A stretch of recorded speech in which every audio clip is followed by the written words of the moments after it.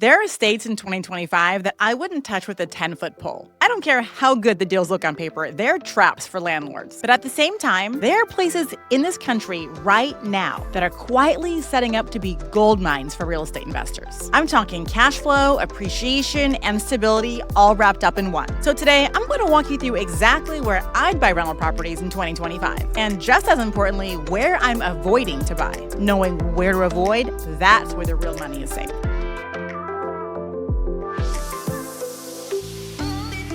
Here's the thing, timing the market is hard. Nobody, and I mean nobody, has a crystal ball. But what we do have is clear data. We have migration trends. We have job growth numbers. We have hard facts about landlord laws that are shifting in certain states and becoming much more favorable in others. And right now, there is a massive divide happening across the country between landlord-friendly states and landlord-hostile states. And it's getting wider by the day. If you want to build steady cash flow and avoid nightmare tenants, and if you want to sleep at night knowing that your property is working for you, you need to be strategic about where you buy. And location has never mattered more. And hey, before we dive in, hit those like and subscribe buttons. It helps me push this video out to more people who hear it, and I'll appreciate you for being here. Now, here's the risk that I see far too many investors taking. You find a property with great numbers on paper. It has solid rent, decent purchase price, and it even looks like slam dunk cash flow. But it's in a state where the laws are shifting harder and harder against landlords. You get one bad tenant, suddenly you're stuck in court for months. Your cash flow turns to cash bleed. And if enough investors get squeezed like that, property values in the area start to fall because everyone's trying to offload their headache properties at the same time. You might think this can't happen, but it's already happening right now in several states. And today, I'm going to name them clearly and directly. But before I give you a list of states to avoid, let's talk about what states to actually invest in 2025. Because once you understand this framework, you'll be able to spot winning markets in the country no matter what's happening in the economy. Now, when I look at a market, I'm always asking myself three questions. First, is this state landlord-friendly? Because if things go sideways, and one day they will, I want the law to be on my side. Secondly, are people moving here? Migration tells you everything about future demand. If people are moving out of an area in droves, you're really going to struggle to find tenants. But if people are steadily moving in, you will have no problem finding tenants to fill your properties for years to come. The third is job growth. Jobs bring the renter. It's that simple. No job, no rent checks. If a market checks off all three boxes, then we're in business. Now that you have the framework, let's get into the specifics. So let's start with what states to avoid, because honestly, knowing where to avoid is just as important, if not more important, than what states to actually invest in. So let's start with the obvious one here, and it's where I grew up. Good old state of California. And I know you've heard this before, but unfortunately, California is just not getting any better. California is a massive headache for landlords right now. Tenant protections are some of the strictest in the country. And sure, they're great rules for tenants, but they're really bad for landlords. Evictions in California can take months, and in some cases, even over a whole year. There's constantly new rent control measures that are rolling out all the time. Taxes are high, insurance costs are skyrocketing. In some areas, you can't even get home insurance on properties. So unless you already live there and you have a very specific, highly informed strategy, I'd recommend staying away. Next up, New York. It's a similar story. Tenant protections are really heavy. Property taxes are some of the highest in the country, especially if you're looking at the suburbs around New York City. And unfortunately, rent control in these areas really crushes future cash flow growth. And if you do unfortunately happen to end up in court over a tenant issue, it could take several months to get resolved. Now, let's talk about Illinois. This one catches a lot of investors off guard. But if you look at what's happening, the laws are clear. New laws, especially in Chicago, are tightening every year. There is talk of increasing landlord registration fees, mandatory inspections, and there's more bureaucracy at every freaking level. Property taxes are already high, and insurance premiums are also on the rise. I'm going to give you a couple of honorable mentions as well. New Jersey and Washington State. Both of these areas are becoming increasingly tenant-friendly, and they're starting to create serious headaches for investors. Let's pause for a second here, because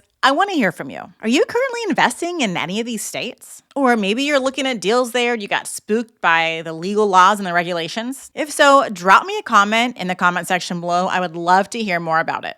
I'll answer you personally every time. All right, now let's get into the states I'm actually considering investing in 2025. These are states that I'm actively watching and in some cases already investing in because they check almost all the boxes. First up, Texas. Texas's population growth is off the chart. People are moving to Texas in droves for the number of jobs. They also get lower taxes and a better quality of lifestyle. The laws in Texas, extremely landlord-friendly. And that's exactly what you want. There's also no state income tax, which is a massive bonus. And the economy is diverse. You've got tech, oil, healthcare, you name it, all the industries are there. And even though prices have gone up drastically in Texas, there are still opportunities in secondary markets if you know where to look. The big problem there, though, is the property taxes. So beware. Property tax rates are high, and they do reassess their property values every single year, meaning if the property values are going up, so is your property tax bill annually. But if you can get a great deal with cushy cash flow, it's a great area to invest in otherwise. Next up is Florida. Florida has seen massive inbound migration since COVID. People have been coming from all over the country, especially states like New York. Retirees, remote workers, and young people are all flocking to Florida. In Florida, you get sunshine and tax advantages. There's no state income tax there either, and the demand for rentals is strong, especially in the suburbs and coastal towns. I'll be honest, insurance costs are high in Florida, but if you run your numbers correctly and you get a good deal, then cash flow can still work. Let's move on to Tennessee, and this one's my favorite. No state income tax, great landlord laws, and really amazing growth in cities like Nashville, Chattanooga, and even Memphis, where I live and invest. Property prices are still pretty reasonable in a lot of areas, especially in the middle of Tennessee and western Tennessee. The cost of living in the great weather is also drawing residents to the state of Tennessee every year. It's been a winning market for me personally.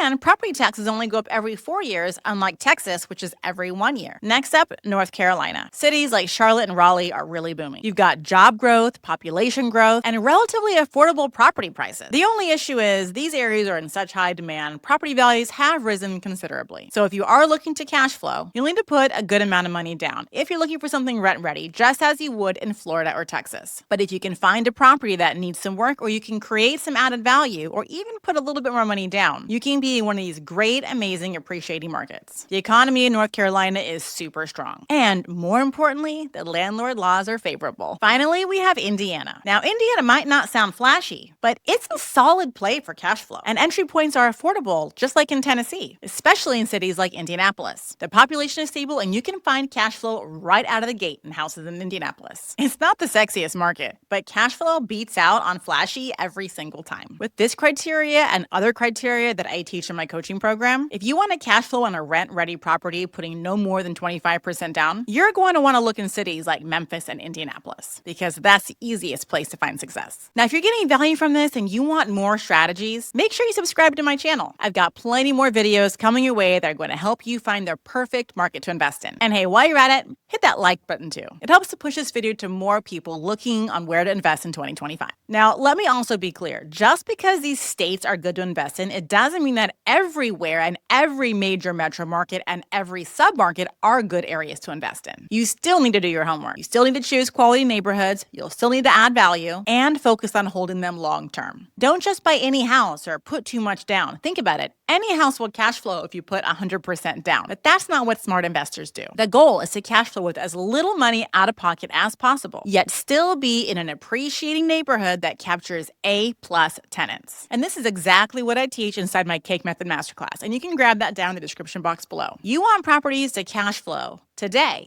and give you appreciation for tomorrow. You want predictable returns. You don't want to gamble on your down payment. You want smart, steady, safe growth. And that's what the Cake Method's all about. Let me give you a personal example. I chose to invest in Tennessee because it checked off all the boxes, more boxes than the ones that I'm even mentioning today. Last year, I bought a house for $204,000, and I had about a 7% interest rate. It was 7-point-something%. Now, a lot of people would have looked at a rate like that and said, never mind, I'll wait until rates go down. But I ran the numbers and I made sure the deal still worked. And because there was less competition due to the higher rates at the time, I was able to get the property for $40,000 under list price. Today, not even a year later, the property is worth $260,000. Even with higher rates, the deal still would have worked because I focused on the fundamentals. I chose the right state, the right major metro market, the right neighborhood, and the right property. Always run your numbers. Always follow the fundamentals. And if you want help finding great deals in great markets that cash flow and appreciate, well, that's exactly what I teach here on my channel at Brick by Brick Wealth. So please hit that subscribe button if you haven't already. And give this video a like if it helped you out. And I would love to know where you're investing in today's economy, so put that down in the comments below. Let's build your future together, brick by brick.